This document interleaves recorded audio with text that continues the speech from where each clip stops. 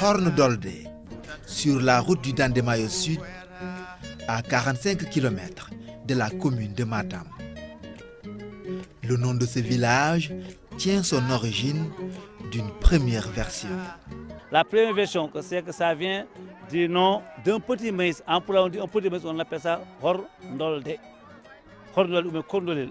Là où on cultivait le tabac, on a mis là-bas maintenant le maïs. Donc, ce qui veut dire que c'est la zone où on cultivait tellement de maïs. Donc, c'est de part et d'autre des deux côtés de la rive. Certains le lient avec l'histoire d'une fourmi qui leur a indiqué un trésor caché. D'autres disent que ça vient d'un insecte, voilà, une petite fourmi, bon, qu'on appelle en Pulaar Horndoldu, mais en Wolof c'est Horondom. Voilà, Horndoldu est là parce que les gens, à l'époque, les gens n'étaient pas. Il y avait les problèmes de pauvreté, alors les gens les poursuivaient et ils creusaient. Et là-bas, ils ont trouvé là-bas des brisures de mil. Et c'est avec ces brisures de mil que les gens vivaient. Donc, les gens disent que ça vient de Horndoldu, les autres disent que ça vient de Horndolde. Mais tous les deux quand même valent. L'on raconte également que c'est un chasseur et un pêcheur qui se sont rencontrés pour la première fois ici. Le village, c'est Boubou Bolognan et Djeri Moussa Djeri, c'est les deux. L'un est un chasseur, l'autre est un pêcheur. Ils étaient venus d'un village qu'on appelle Djarangil. Djarangil, c'est avant Podor. Voilà, ils sont venus. Le chasseur, lui, il était en haut et l'autre, le pêcheur, était là. Un jour, le chasseur, il a envoyé ses dames pour prendre de l'eau, venir prendre de l'eau, puiser de l'eau ici. Ils sont venus, à leur grande surprise, ils ont trouvé quelqu'un allumé du feu. Alors, eux, ils avaient cru qu'ils étaient seuls ici, mais lorsqu'ils ont vu vraiment le feu, elles ont fui, elles sont retournées chez elles.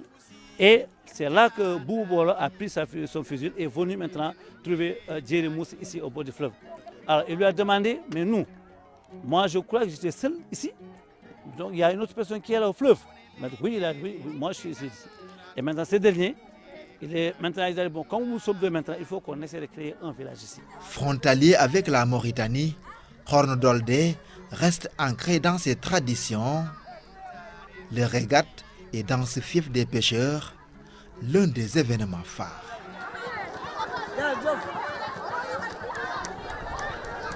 Ça, c'est l'activité des pêcheurs. C'est une activité, quand on est content ou bien il y a une fête, vraiment on se montre. On prend des pirogues, on circule au niveau du fleuve. Parce qu'ils sont contents d'avoir un étranger ici ou bien de voir ici la RTS qui est venue pour voir leur vie et leur quotidien.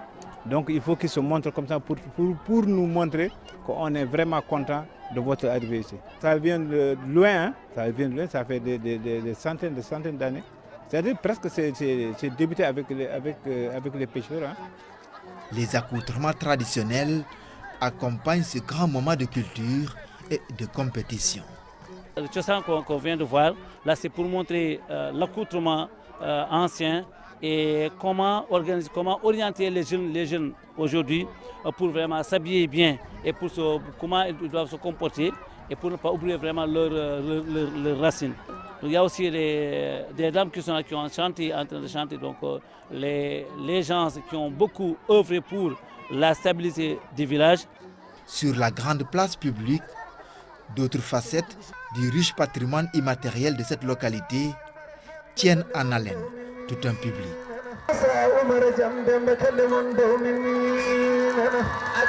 Sénégalais et Mauritaniens partagent cette ambiance fraternelle.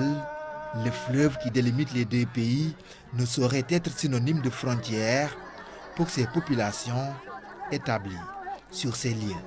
Au quotidien, jusqu'aux dernières heures de la journée, Sénégalais et Mauritaniens vivent en parfaite harmonie et peuvent ensemble contempler les merveilles et les éclats de la nature.